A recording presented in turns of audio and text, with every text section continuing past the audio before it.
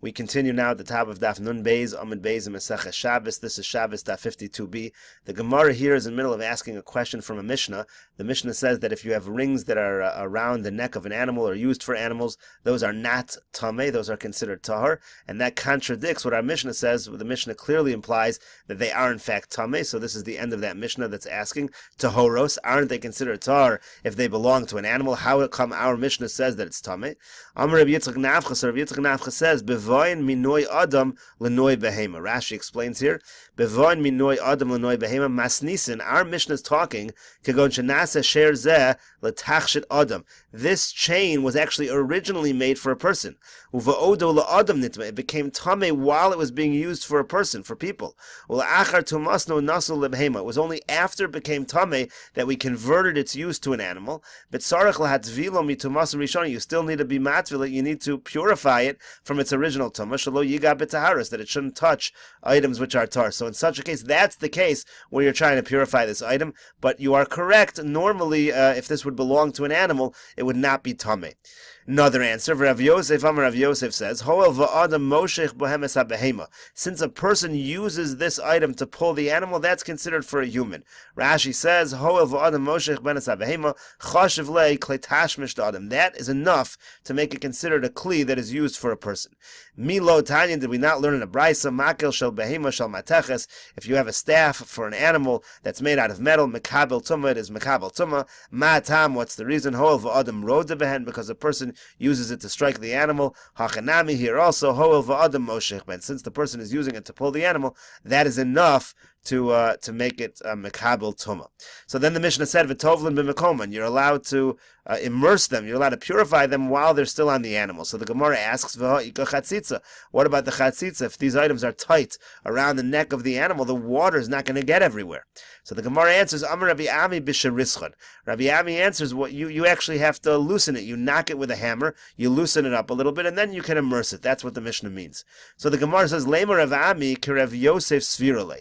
Let us say that Rav Ami holds like Rav Yosef, who just said before that these items are automatically considered relevant to a person as long as the person is using them, even if they're being worn around the neck of the animal. The Ikar Rabbi Yitzchak Nafcha, because if Reb Ami goes like Rabbi Yitzchak Nafcha, who says these things became tameh earlier when they were used by people, and now they've just been converted to be used by animals. To Amar Bevoyin minoi adam lenoi behema, again that he says that it was originally used for a person and then now it's used for an animal. So Kevon derischon avad bumaisa, but that would be a problem, because then if they became tameh earlier and now you are going to hit them with a hammer and loosen them up, that's a maisa that you're doing. The halacha is that if you change the item with a shinoi maisa, the tumah actually leaves minayu. The tumah leaves from them. So it has to be that these things became tameh when they were always used for behema, not when they were originally minoi adam linoi behema. Because again, if you converted their use and you did a shinoi maisa, certainly it would lose the tumah. And now the Gemara just proves this point. It's not because we learned in the Mishnah, kol hakelim yarden lidei tumasan v'machshava. All kelim, they can become tameh through machshava. Once you decide that this item is a full-fledged kli, it can become tameh. However, vein olim mitumasan ela b'shinoi maisa. Halach is, it's not enough to say, oh, I don't want to use it for this purpose anymore, I want to change it. You have to actually do a physical change. But in any case, here you have a situation where it was originally for a person, now you convert it to an animal, and you're doing a physical change according to this approach of Rav Ami, so then it shouldn't be tameh anyways. So the Gemara answers, Savar lo Rabbi Yehuda. No, it could be that Rabbi Ami holds like Rabbi Yehuda. The Amar Maisa l'sakein lav maisu, because he says that if you do a shinoi maisa to fix the item, that's not what we're talking about. That's not called a maisa. Shinoi maisa means you do it l'kalkel, you do it to ruin the item, then the tumah can leave. But if you do it to improve the item, that actually wouldn't do anything, it would still remain tameh. The Tanya we learned in a brisa, Rabbi Yehuda Omer, Rabbi Yehuda says, Lo Amar shinoi maisa l'sakein elo l'kalkel. The halach of shinoi maisa by tumah, that it can make the item tahor, is only when you're doing it to ruin the item, not when you're doing it to improve the item. Now the Gemara says that in a brisa it taught that we're talking about mechulalin, and Rashi explains that mechulalin means it was wide from the beginning. We're not talking about immersing items which are tight around the neck of the animal, they always were loose upon the neck of the animal. Gemara now continues, Shal Talmud Echad Migalil Elyon asked Rebbe Lazar. There was a certain Talmud from the Upper Galil who asked Rebbe Lazar the following question: Shamati, I heard Shecholkin Bein Tabas LeTabas, that there's a distinction between different kinds of rings. Now he asked this question, he didn't know exactly what it meant. Halachically, what distinction are we talking about between different kinds of rings? So Amar Lo, so Rebbe Lazar responded, Shema Lo Shamata El Linyan Shabbos.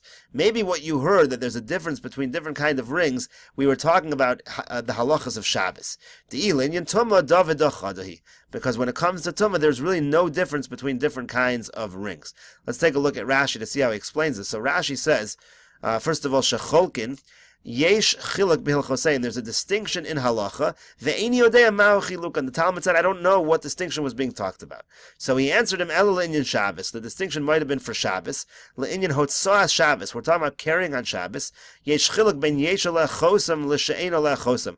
There's a difference if the ring has a signet on it or if it doesn't. If it's used to stamp a signature or if it is not. Kedo amar lekamon beperek ba'me'isha. That's what we're going to say later on in perek ba'me'isha. Meaning, when it comes to rings, if you have a signet ring or just a regular ring, there's a difference whether it's considered an ornament or not regarding carrying. But when it comes to Tumah, David Achasi, Kol Taboz Din Echad Lahen. All rings have the same halacha when it comes to the halachas of Tumah.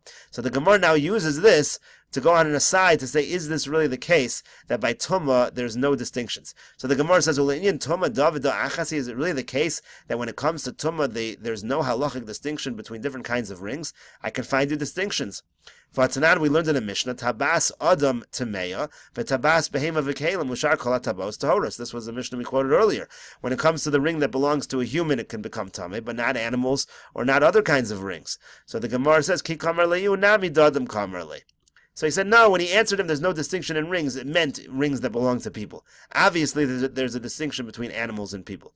But even within people, there's no distinctions. Vatanya, we learned in a brisa, Tabas, Sheskino Lach Gorbo, Masnav, Ulakasher, Bank Safe of Tahora, Velo Amru Tameya, Shal Etzba Bilvad. If you have a ring that you're using it to fasten his belt or to tie around his shoulders or something like that, that's Tahor. When they said that a ring is considered Tameh, it's only talking about a ring that you put on the finger. So again, you see distinctions between rings. So the Gemara says, Ki kamar le'yunami de etzba kamar le. When he said there's no distinction, we're talking about rings that all belong on the finger. Still the Gemara says, the etzba david achasi, is it really true that rings that go on one's finger, they're all the same halachas regarding tumah? V'atanan, we learned in the Mishnah, tabas shel mateches, if a person has a ring made out of metal, v'chosma shel almog, and then the chosim, the signet on the ring, is made out of, that's a special kind of wood, tameya, then that kind of ring is tameh. He shel almog, but if the ring is wood, v'chosma shel mateches, and the signet is metal, tahora, that is tahor. So again, you see a distinction. So the Gemara said, Ki ka'amar le'yonami kula shal mateches kamar le. When he said there are no distinctions, he meant by rings that are made completely out of metal. The Gemara now continues, V'od shal, this Talmud asked another question, Shamati shecholken bein machat lemachat. I heard that there's some kind of halachic distinction between different kinds of needles. Again, he didn't know what the distinction was. Amar le said to him, Shema lo shamat el ninyan Shabbos. Maybe you heard there's distinctions when it comes to Hilchas Shabbos, to Ilinyan Tumah David Achasi, because if you're talking about Tumah, there really is no distinction. Rashi here explains, Elo le'inyan Shabbos, le'inyan hotzah Shabbos. Again, regarding carrying on Shabbos, yesh chiluk bein nekuva l'she'ena nekuva. There's a difference between a needle with a hole and without a hole. The nekuva katani chayiv chatas. If it has a hole in it, then when you carry it, you're chayiv chatas. Uveshe'ena nekuva kagon ishbigla shehi tachshit katani eno chayiv chatas. When it comes to a needle without a hole, that's actually an ornamental type of thing, you're not chayiv chatas. It's considered like you're wearing something. But perek b'mei isha, again, that's going to be taught later in perek b'mei isha. So again, he said there's no distinction when it comes to tumah. So the Gemara asks, well, in tumah david achasi, is that really true that when it comes to issues of tumah, needles, there's no distinction when it comes to different kinds of needles? But we learned in the Mishnah, machat shenita al chura o uksa tahora. If you have a needle that the hole is taken out, or that the point of the needle is taken out, that is considered tahor. That's not considered a kli that can be mekabel tumah. So the Gemara says, ki kamar le b'shleima. No, he was talking about a needle that's full, not a broken needle. Uveshleima David achasi, but again the Gemara asks, when it's a shleima, it's the same halacha. V'atanan, we learned in the Mishnah, machat shehelsa chaluda, if you have a needle with some rust on it, im ma'akev esatzvira tahor, if it prevents you from sewing with it, it's tahor. V'im lav tamei, if not, it's tamei. V'amri devei Rabbi Yanai v'hu sherishuma nikar. The devei Rabbi Yanai said it has to be a situation where the imprint is clear. Rashi here explains two opinions on this. V'hu sherishuma shel machat nikar, to have a kli utmeya. One shot is that the imprint that the needle makes is still going to be nicker. It still functions well. Then it's tamei. Lishon achron is sherishuma shel chaluda nikar. If the imprint of the rust is nicker bebeged, that you could actually see the rust on the beged, hainu ikuv tirei. That's how you know if the sewing is being held back with tahora and it would be tar. Okay, so exactly what rishuma nicker is it referring to a quality that makes it tamei or a quality that makes it tar? But in any case, you see there's a difference between rusty needles and not rusty needles. So the Gemara says ki kamarle b'shifa kamarle. He was talking about needles that are not rusty. There's no distinction between needles that are not rusty. Uveshifa david achasi. But again, the Gemara says if it's not rusty, they're all the same halachas. V'atanya, but we learned in a braysa machat bein nekuva bein ein nekuva mutar l'taltal b'Shabbos. The halacha is if you have a needle, whether it has a hole, whether it doesn't have a hole in it, you can move it around on Shabbos. V'lo amrina nekuva, we only talk about a hole in the needle. We only talk about that halacha elul inyan tuma bilvad, only regarding the issue of tumah. So again, you see a distinction whether it has a hole or not when it comes to the halachas of tumah. Hatirgama Abaya liba derava begalmi. We'll see Rashi what this means, but Abaya answered according to Rava that this last brayso is talking about begalmi. So take a look at Rashi over here. Rashi says, first of all, mutar l'taltal b'Shabbos, you're allowed to move it around on Shabbos. This is a little difficult. We just said that there is a distinction between having a hole and not having a hole when it comes to Shabbos. So Rashi explains, b'chotzir. Here we're not talking about moving it around in Rosh Hashanah like carrying. We're talking about moving it in the chotzer itself. The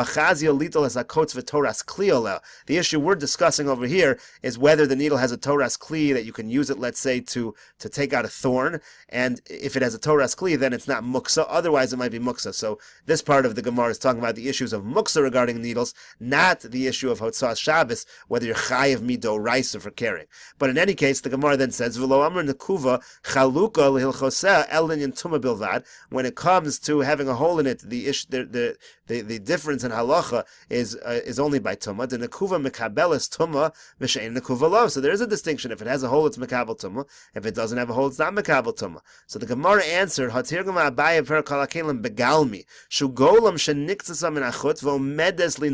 the key. When the Brayso said there's a difference between needles that have a hole or do not have a hole regarding tumah, that's specifically talking about needles that are set up in a form where they're waiting to get the hole in them. In such a case where the needle is waiting to get a hole to be finished as a kli, then it's not mekabel tumah. The halonik meres malachta, because the malacha, it's not a finished product. The halacha is you need a finished product. Ulinyan tumah kli ma'isa ksiv shegamar kol ma'aseu. You need to have a finished product for something to be tummy. Umiul inyan Shabbos sharia. Now, however, when it comes to the halachas of Shabbos, it's still going to be considered permitted. As Rashi said before, even though it's not a finished product, so maybe you're going to say, why should you be allowed to move it around on Shabbos? Why should that be the case? So the answer is you can still use it to, maybe you'll decide that you're going to use it to take a thorn out of your skin. So in such a situation, it essentially is a finished product. So when it comes to Hilchas Shabbos, it doesn't really matter if it has a hole or it doesn't have a hole. It always is chazi for something. But if you have a needle which it's complete, it's a finished product, there were certain kinds of needles that you weren't going to put a hole in them at all. So those things have the same halacha when it comes to tumah. There's no distinction between whether it has a hole or not. It's always going to be mekabel tumah. So again, just to summarize, the brayso does in fact make a distinction between different kinds of needles when you're talking about a needle that stands to get a hole in it, that you're planning on putting a hole in it. And when Rebbe Lazar said there's no difference in needles, that was talking about needles which you were not planning on putting a hole in them. The Mishnah now says, Chamor yotze b'mardas, chamor is allowed to go out with its saddle, bisman shikshurabo, when it's tied to it, zecharim, if you have males, Rashi here explains we're talking about rams, yotzin levuvin, they can go out levuvin, the Gemara will explain what this means, rechelos, if you have female sheep, so then yotzos, shechuzos, kevulos, or kevunos, again, the Gemara will explain what these things are. Ha'izim yotzos tsururos, we'll take a look at Rashi to see what tsururos means, but izim can go out tsururos. Rabbi Yossi, oser b'chul Bechulan chutz min harachelin hakavunos. Rabbi Yossi says all these cases are usher. The only one he allows is the sheep when it's kavunos. Rabbi Yehuda Omer izim yotzos tzururos liyavesh avalo lechalif. Even by goats, when we said that they're allowed to go out, tzururos, that's only to be dry, but not to milk them. Rashi here explains. First of all, mardas b'shtilo menichano so kol hayom al chamor lechamamo. So when they used to put saddles on the donkey, it was to warm up the donkey. Because people say that donkeys are cold even in the summer months. Shikshura bo b'gemar mefarish. The Gemara will explain what it means the saddle is tied on. Zecharim elim refers to rams. Levuvim shechuzos kavulos ukavunos mefarish b'gemara. All of these different things that the sheep go out in, those are all going to be explained in the Gemara. Tzururos. What's tzururos? Rashi says dodeyan tzururos. You're tying the udders, you're wrapping up the udders. Pa'amim liyavesh. Sometimes you do it for dry purposes, meaning shemahad kadei shelo yecholvu od. You're trying to tie them tightly so that no more milk should come out. V'yasabru, that'll help them that they should get pregnant. O yehu shmeinos lechol, or they'll be fatter to eat them. U'pa'amim lechalev. Now sometimes you do this in order to actually get the milk. Lishmor chelvan shelo yitaftei f'la'aretz. You want to protect the milk that it shouldn't drip to the earth. V'kosher lem kispa dadei, and so you have like almost like tying a pocket by their udders.